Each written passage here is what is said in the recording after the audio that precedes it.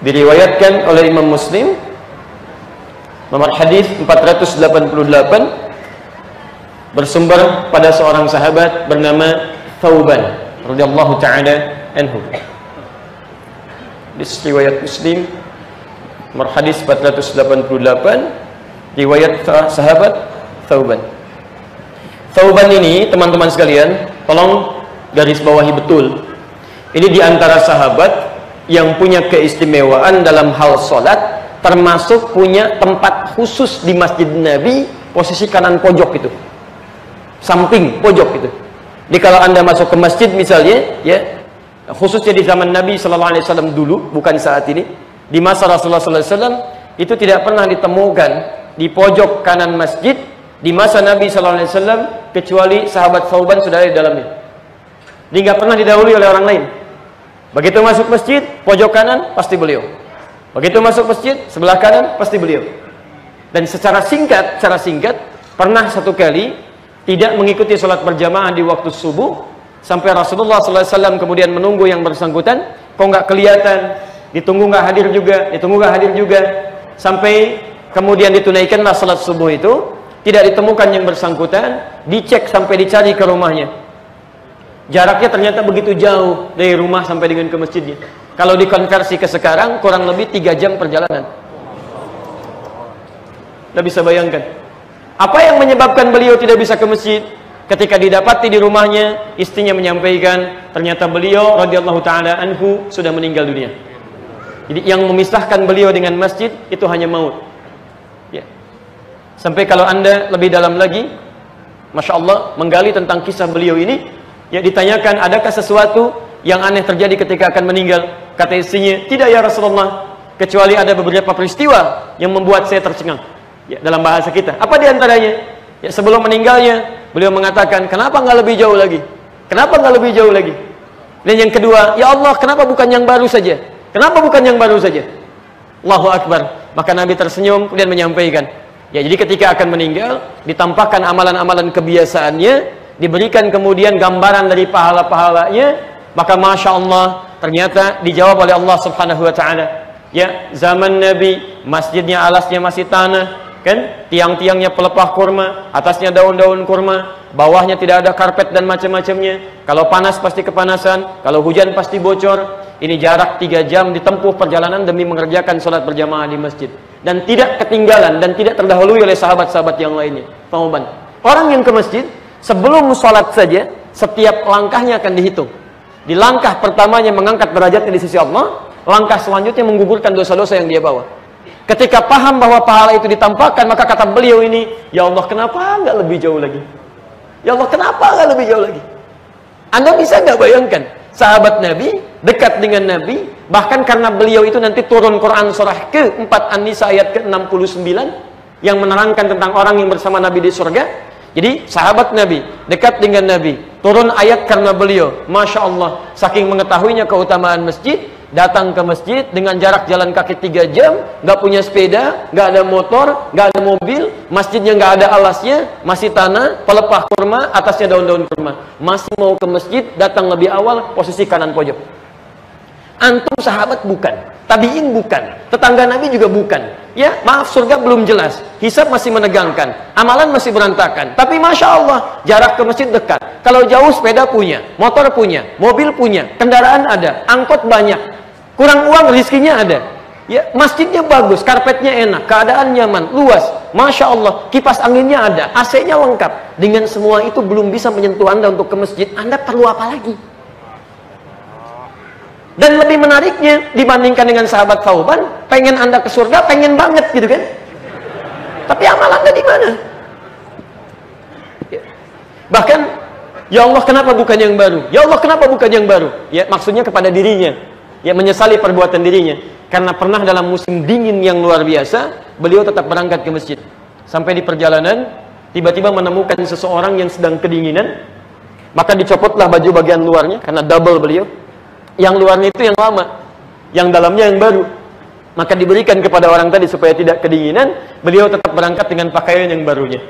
Maka Masya Allah, ketika diberikan yang lama itu nampak sebagian keutamaan pahalanya. Maka dia katakan, kenapa saya nggak berikan yang baru aja ya Allah, supaya pahalanya lebih besar lagi. Haula wala quwwata illa billah. Di mana kita di antara kemuliaan beliau. Nah, ahli masjid ini di antaranya menyampaikan hadis dari Nabi sallallahu alaihi wasallam karena satu ketika beliau pernah bertanya kepada Rasulullah sallallahu alaihi wasallam. Ya, di antara pertanyaannya adalah bagaimana caranya ya Rasulullah supaya saya bisa berjumpa lagi dengan kau di akhirat nanti. Bahkan pernah terlihat badannya kurus seperti orang susah makan. Kata Nabi, kenapa kamu begini? Ya, kayak orang susah makan. Kata beliau, ya Rasulullah, saya ini masih kuat berjihad. Ya, saya ini bukan tidak sanggup mengerjakan sesuatu, tapi keadaan saya sulit makan karena setiap saya siang saya merindukan kapan apakah bertemu dengan Rasulullah di malam hari. Setiap malam saya merindukan apakah besok siang saya bertemu dengan Rasulullah di siang hari. Tapi yang membuat saya banyak berpikir, kalau di dunia ini saya bisa mendapatkan kedekatan dengan Rasulullah, saya berpikir apakah di akhirat saya bertemu lagi tidak dengan Anda. Sedangkan Anda adalah seorang Nabi, orang paling takwa, yang surganya paling level paling tinggi. Saya siapa katanya? Itu yang membuat saya selalu berpikir, sulit makan karena takut tidak berjumpa dengan Anda di akhirat nanti.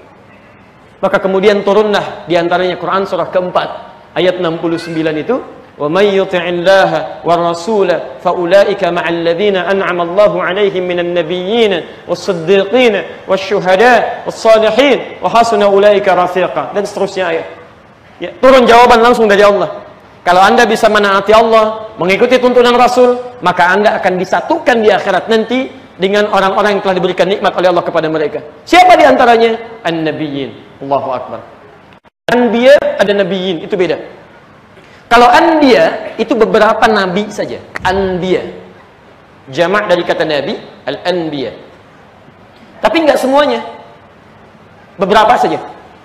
Makanya ada surah ke-21 Al-Anbiya, di situ dikisahkan kisah para nabi tapi tidak semua nabi. Tapi kalau Anda ingin jamakkan dalam bentuk keseluruhannya, maka jamaknya berubah jadi bentuk mudzakkar tsalim. Nabiyyin. Nabiyyin. Masya Allah. Ketika Salman bertanya, ya Rasulullah, apakah hamba nanti bisa berjumpa dengan Anda di surga? Turun ayat mengatakan, jangankan dengan Muhammad sallallahu alaihi wasallam, jika Anda menaati Allah, mengikuti tuntunan Rasulullah, kami akan satukan Anda dengan seluruh para nabi. Jadi nanti ada orang yang ketika masuk surga, kemudian alhamdulillah bertemu dengan kawan yang bisa ditanya, kawan di mana antum di surga? Surga A. Sama siapa? Saya sama Ustaz Fulan. Masya Allah. Depan saya Kiai Fulan, tahu nggak? Samping saya Habib Fulan bisa. Belakang saya Masya Allah Syekh Fulan. Bangganya luar biasa. Wah, selamat, selamat Masya Allah. Kalau antum dengan siapa? Depan saya Nabi Yusuf. Kami paling ganteng sedunia. Antum tahu nggak? Belakang saya Nabi Sulaiman. Masya Allah. Samping kiri siapa? Nabi Ibrahim alaihissalam, Abul Anbiya. Kanan Nabi Muhammad sallallahu alaihi wasallam. Ada orang-orang yang tinggalnya bersama para nabi dan dekat dengan Rasulullah sallallahu alaihi wasallam. Apa amalannya ketika ditanya sahabat Thauban untuk bisa mewujudkan itu? Di samping ketaatan meningkat kepada Allah dan mengikuti tuntunan Rasulullah, ketika ditanyakan itu turun ayat, Rasulullah langsung mengatakan, "Alaika bikathratis sujud." Cobalah kamu berikhtiar untuk memperbanyak sujud. Perbanyak sujud. Perbanyak sujud. Para ulama diantaranya menafsirkan kalimat perbanyak sujud ini dengan meningkatkan salat nafilah. Tingkatkan lagi, tingkatkan lagi, tingkatkan lagi. Jadi keutamaan salat nafilah itu, salat tatawwu itu, selain menandakan ketaatan kita kepada Allah, selain melengkapi pahala-pahala salat fardu yang kurang, diantaranya adalah diantara amalan ikhtiar kita supaya bisa berjumpa dengan Rasulullah sallallahu alaihi wasallam di akhirat nanti. Jelas sampai sini?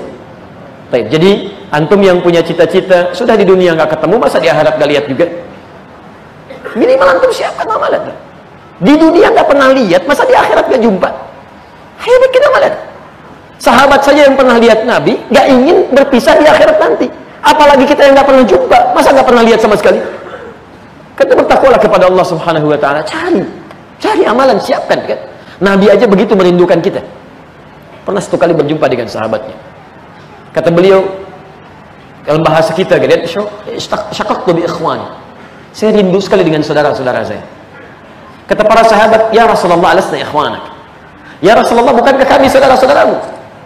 Kata Rasulullah SAW, lastum bi ikhwani. Kalian bukan saudara-saudara saya. Bal antum ashabi. tapi kalian sahabat-sahabat saya.